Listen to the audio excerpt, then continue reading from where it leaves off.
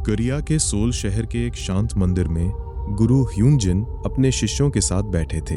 हवा बिल्कुल स्थिर थी, जैसे समय भी रुक गया हो। तभी एक युवा शिष्य खड़ा हुआ। उसका नाम था मिन्हो। उसकी आंखों में बेचैनी थी, मन में भारी उलझन। उसने धीरे से कहा, गुरुजी, मेरे अंदर शक्ति क्यों नहीं टिकती? मैं बार बार कमजोर महसूस करता हूँ, मन भटकता है, ध्यान नहीं लगता। लोग कहते हैं ब्रह्मचर्य जरूरी है, लेकिन क्यों? और ये जो भीतर की शक्ति है, इसे बढ़ाया कैसे जाए? उसकी आवाज कांप रही थी।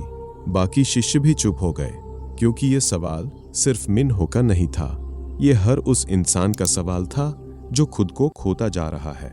गुरु ह्यूनजिन ने उसकी ओर देखा, गहरी, शांत और समझ भरी नजर से। उन्होंने तुरंत जवाब नहीं दिया, बस धीरे से आंखें बंद की और बोले, मिन्हो, तुम्हारा सवाल सिर्फ शरीर का नहीं है।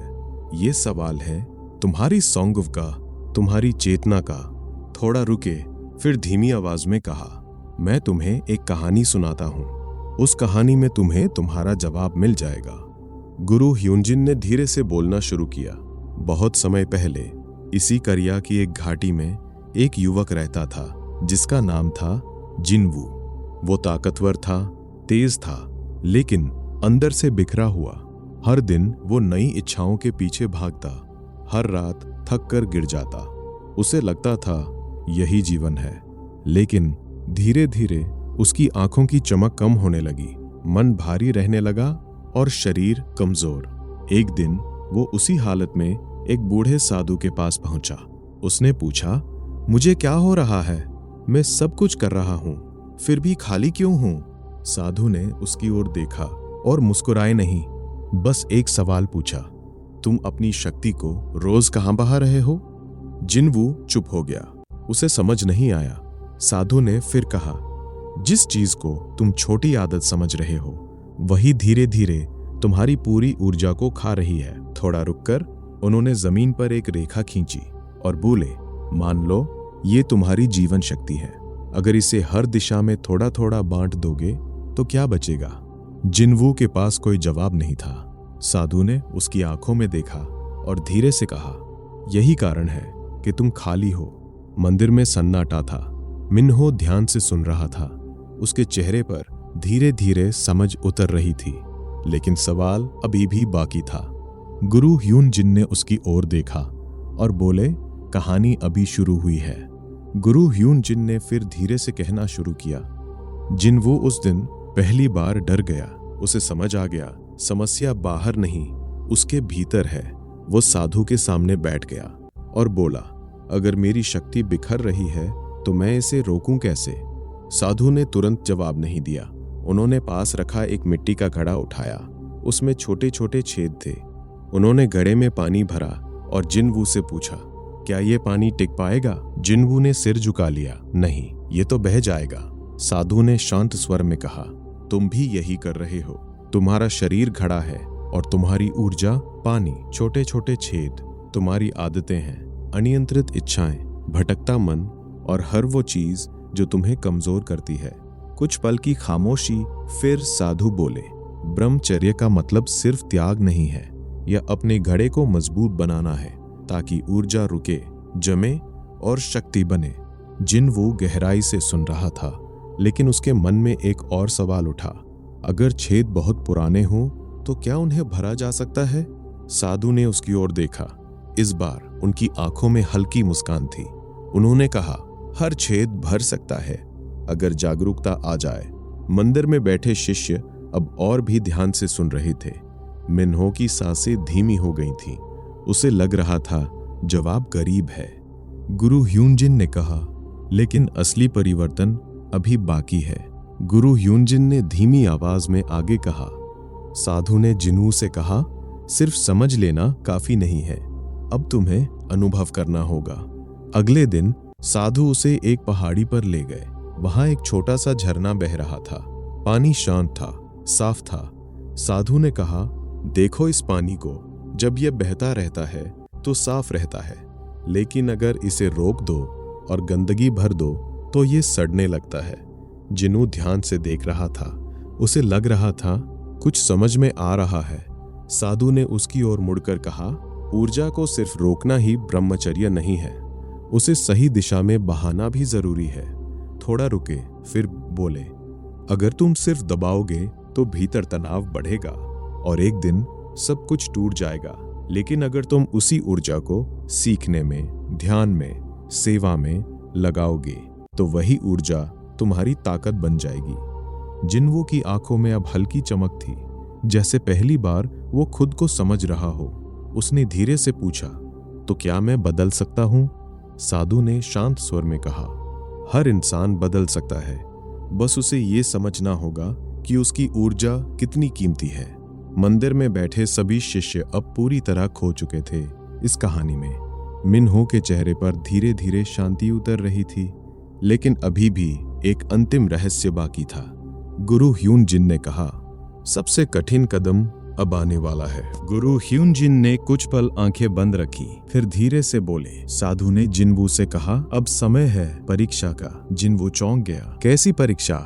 साधु ने शांत स्वर में कहा, अगले 30 दिन तुम अकेले रहोगे, कोई व्यर्थ बात नहीं, कोई भटकाव नहीं, सिर्फ तुम और तुम्हारा मन। पहला दिन सब कुछ आसान लगा, दूसरा दिन मन थोड़ा बेचैन हुआ, तीसरा दिन विचार तेज होने लगे, पुरानी आदतें जैसे वापस बुला रही हों। जिन्वू ने महसूस किया, असल लड़ाई बाहर नहीं, भीतर है।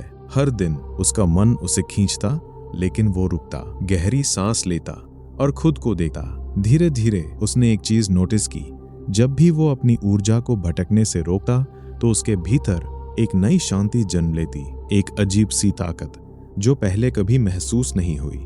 दिन बीते गए, मन शांत होने लगा, विचार धीमे पड़ने लगे और शरीर हल्का, मजबूत, स्थिर। 30वें दिन जब वो वापस साधु के पास पहुंचा तो उसकी चाल बदल चुकी थी, आंखों में स्थिरता थी, चेहरे पर गहराई। साधु ने उसे देखा और बस इतना कहा, अब तुम समझने लगे हो। मंदिर में बैठे शिष्य सांस रोके सुन रहे थे। मिन्हो की आंखें नम थीं, जैसे उसे अपने सवाल का आधा जवाब मिल चुका हो, लेकिन अंतिम सच अभी बाकी था। गुरु ह्यूनजिन ने धीरे से कहा, जो सबसे जरूरी है वो अभी कहा नहीं गया है। गुरु ह्यूनजिन ने धीरे से आंखें खोली, मंदिर में गहरी शांति थी।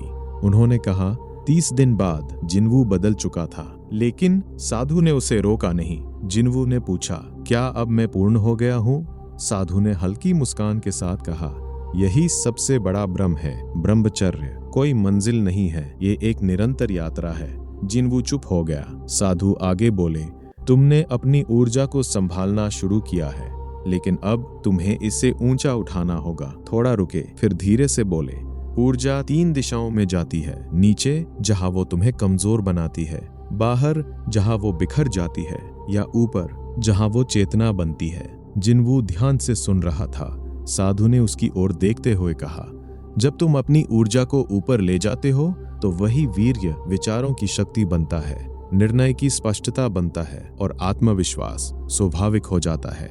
मंदिर में बैठे शिष्यों के मन में जैसे कोई दीप जल रहा था। मिन्हो की सांसें स्थिर हो गई थीं। उसकी आंखों में अब डर नहीं था, बस एक सवाल बाकी था। गुरु ह्यूनजिन ने धीरे से कहा, लेकिन इस यात्रा का एक नियम है, जिसे समझे बिना कोई भी आगे नहीं बढ़ सकता।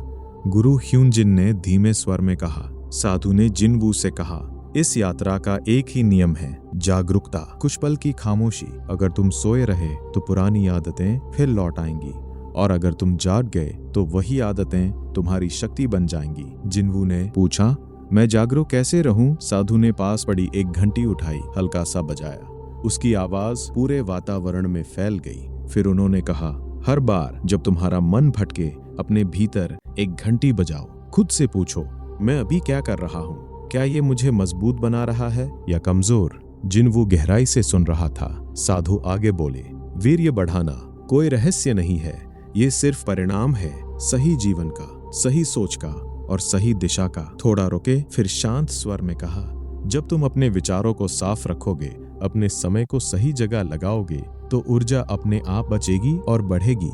मंदिर में बैठे शिष्य अब बिल्कुल शांत थे, जैसे हर शब्द उनके भीतर उतर रहा हो।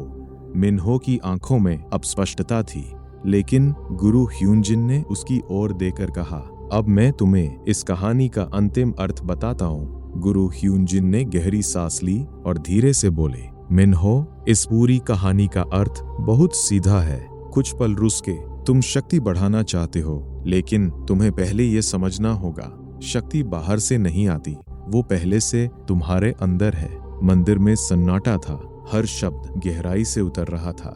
गुरु आगे बोले, वीर्य को बढ़ाने का मतलब कुछ नया बनाना नहीं है, बल्कि जो पहले से है उसे बचाना है, उसे व्यर्थ नहीं जाने देना है। मिन्हो ध्यान से सुन रहा था।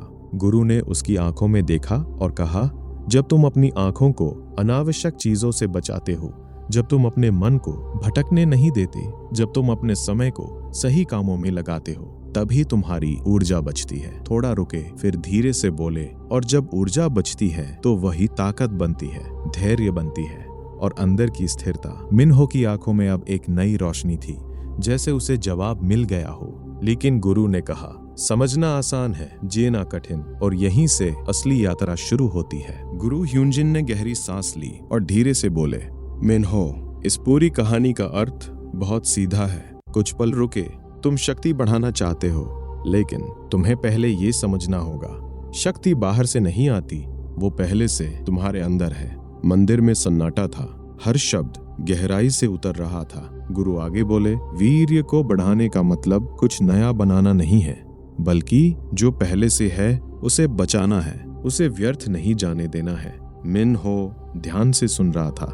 गुरु ने उसकी आंखों में देखा और कहा, जब तुम अपनी आंखों को अनावश्यक चीजों से बचाते हो, जब तुम अपने मन को भटकने नहीं देते, जब तुम अपने समय को सही कामों में लगाते हो, तभी तुम्हारी ऊर्जा बचती है। थोड़ा रुके, फिर धीरे से बोले, और जब ऊर्जा बचती है तो वही ताकत बनती है, धैर्य बनती है और अंदर की स्थिरता। मिन्हो की आंखों में अब एक नई रोशनी थी, जैसे उसे जवाब मिल गया हो। लेकिन गुरु ने कहा, समझना आसान है, जीना कठिन, और यहीं से असली यात्रा शुरू होती है।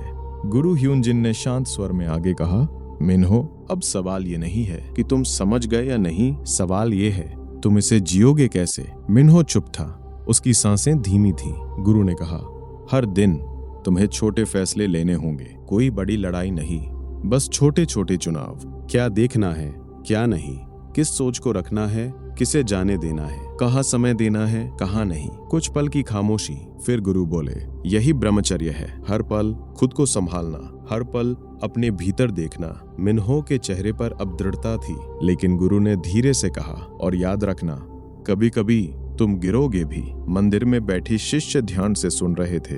मन भटकेगा, पुरानी आदतें खींचेंगी, लेकिन गिरना हार नहीं है, वहीं रुक जाना हार है। थोड़ा रुके, फिर गहरी आवाज में बोले, हर बार उठना और खुद को फिर संभालना, यही असली शक्ति है। मिन्हो की आंखों में अब डर नहीं था, सिर्फ संकल्प था। गुरु ह्यूनजिन ने उसकी ओर देखा और कहा, अब आखिरी बात, ध्यान से सुनो। मंदिर में गहरी शांति छा गई, कोई कुछ नहीं बोल रहा था, लेकिन हर शिष्य के भीतर कुछ बदल रहा था। मिन्हो अभी भी खड़ा था, लेकिन अब उसकी आंखों में पहले जैसी बेचैनी नहीं थी।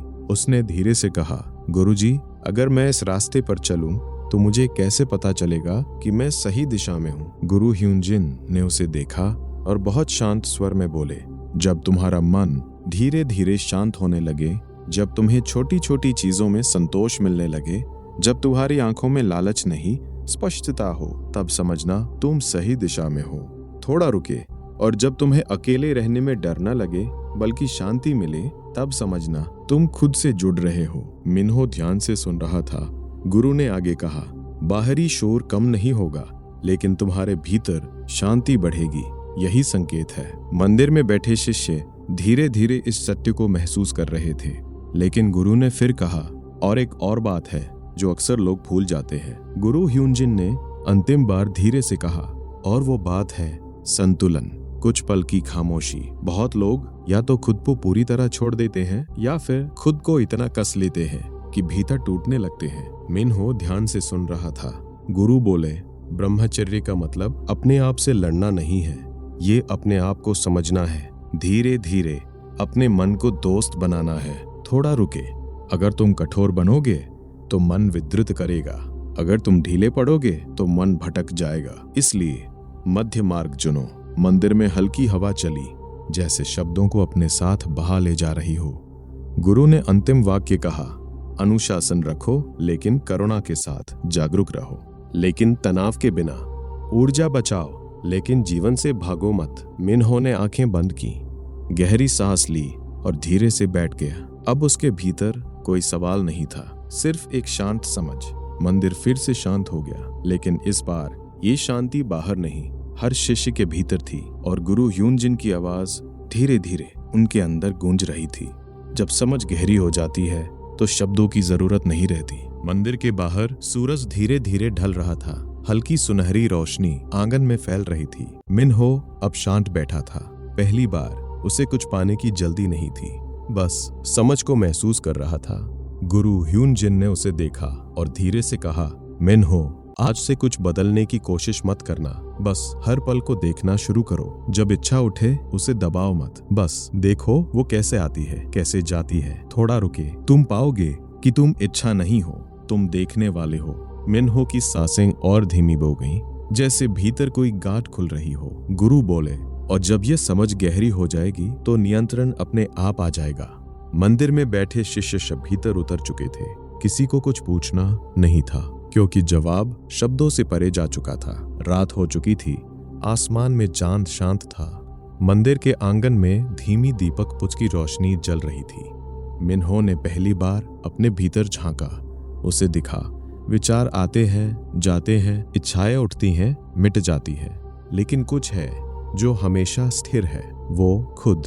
उसने आंखें खोली और गुरु की ओर देखा। बिना कुछ कहे उसकी आंखों में कृतज्ञता थी। गुरु ने हल्की मुस्कान दी और कहा, यही शुरुआत है। जब तुम खुद को देख लेते हो तो तुम खुद को खोना बंद कर देते हो। हल्की हवा चली, दीपक की लौ हिली, लेकिन बुझी नहीं। जैसे मिन्हो का मन अब स्थिर था, मजबूत था और जागरूक था। अगली सुबह सूरज उगा, नया दिन शुरू हुआ, लेकिन मिन्हो के लिए सब कुछ बदल चुका था। वो वही था, लेकिन देखने का नजरिया बदल गया था। वो उठा, धीरे धीरे चला। हर कदम में जागरूकता थी, हर सांस में शांति। गुरु ह्यूनजिन दूर से देख रहे थे। उन्होंने कुछ नहीं कहा, क्योंकि अब कहने को कुछ बचा नहीं था। मिन्हो ने आकाश की ओर देखा और भीतर ही भीतर कहा, मैं समझ गया। शक्ति को रोकना नहीं है, समझना है। भागना नहीं है, जागना है। और उसी क्षण उसकी यात्रा शुरू हुई, धीरे, गहरी और सच्ची, क्योंकि अब वो बाहर नहीं, अपने भीतर चल रहा था। कुछ समय बाद मंदिर वैसा ही था, हवा वैसी ही, पेड़ वैसा ही, लेकिन मिन्हो अब वैसा नहीं था। वो अब जल्दी नहीं करता था, वो अब भागता नहीं था, वो अब हर चीज को धीरे धीरे देखता था। एक दिन एक नया शिष्य उसी बेचैनी के साथ गुरु के सामने खड़ा हुआ। उसने वही सवाल पूछा, गुरुजी, मैं कमजोर क्यों महसूस करता हूँ? मंदिर में सन्नाटा छा गया। गुरु ह्यूनजिन कुछ बोलते उससे पहले मिन्हो उठ खड़ा हुआ। इसने उस शिष्य की ओर देखा और बहुत शांत स्वर में कहा, तुम्हारी शक्ति कहीं गई नहीं है, बस तुम उसे पहचान नहीं पा रहे हो। नया शिष्य ध्यान से सुन रहा था। मिन्हो ने आगे कहा, जब तुम अपने मन को समझना शुरू करोगे तो तुम्हारी ऊर्जा अपने आप संभल जाएगी। गुरु ह्यूनजिन ये सब देख रहे थे। उनके चेहरे पर हल्की मुस्कान थी, क्योंकि अब कहानी पूरी हो चुकी थी। जो कभी सवाल था वो अब उत्तर बन चुका था, और जो कभी भटका हुआ था वो अब मार्ग बन चुका था। मंदिर में फिर वही शांति थी, लेकिन इस बार एक और दीपक जल चुका था और गुरु की धीमी आवाज जैसे हवा में घुल रही थी। जब एक जागता है तो कई जागने लगते हैं। समय बीतता गया, मौसम बदले, लोग आते रहे, जाते रहे, लेकिन मंदिर की शांति वैसी ही रही। मिन्हो अब अक्सर अकेले बैठता था, बिना किसी को पनके, सिर्फ देखता था अपने विचार, अपनी सांस, अपने भीतर की ऊर्जा, और उसे महसूस होता कि जितना वो शांत होता है उतनी ही उसकी शक्ति गहरी होती जाती है। एक दिन वो गुरु ह्यूनजिन के पास आया और धीरे से बोला, गुरुजी, अब समझ में आ गया। गुरु ने उसकी ओर देखा। क्या समझ में आया? मिन्हो ने हल्की मुस्कान के साथ कहा, जिसे मैं खोज रहा था वो कभी खोया ही नहीं था, मैं ही भटक गया था। कुछ पल की खामोशी। गुरु ने सिर हिलाया। यही जागरूकता है और यही सच्ची ताकत है। मिन्हो ने आंखें बंद की, गहरी सांस ली। अब कोई संघर्ष नहीं था, कोई दबाव नहीं, सिर्फ एक सहज जीवन जहां ऊर्जा बह रही थी, लेकिन सही दिशा में, धीरे, स्थिर और जागरूक। और उसी शांति में उसकी कहानी खत्म नहीं हुई, बल्कि वहीं से शुरू हुई, क्योंकि असली ब्रह्मचर्य किसी नियम का पालन नहीं, बल्कि अपने असली स्वरूप में जीना है। मंदिर की घंटी बजी, धीमी, गहरी, लंबी, जैसे हर शिष्य के भीतर एक अंतिम संकेत दे रही हो। गुरु ह्युनजिन उठे। उन्होंने चारों ओर देखा। हर चेहरा शांत था, हर आंख स्थिर। उन्होंने बहुत धीरे कहा, अब शब्दों की जरूरत नहीं है। जो समझना था वो तुम समझ के हो। मिन्हो ने सिर झुका दिया। बाकी शिष्यों ने भी। कुछ पल बस शांति थी। फिर गुरु ने अंतिम वाक्य कहा, याद रखो, तुम अपनी ऊर्जा के मालिक हो। जहां ध्यान दोगे वहीं जीवन बनेगा, जहां बहाओगे वहीं भविष्य बनेगा। हवा चली, पेड़ों की पत्तियां हिली, जैसे प्रकृति भी सुन रही हो। गुरु ने धीरे से आंखें बंद की और कहा, अपने भीतर लौटो, वहीं सब कुछ है। मंदिर में दीपक जल रहे थे, लेकिन अब हर शिष्य के भीतर भी एक दीपक जल चुका था, जो बाहर की हवा से नहीं, भीतर की समझ से जलता है। और उसी रोशनी में जीवन धीरे धीरे स्पष्ट होता जाता है, शांत, गहरा और सच्चा।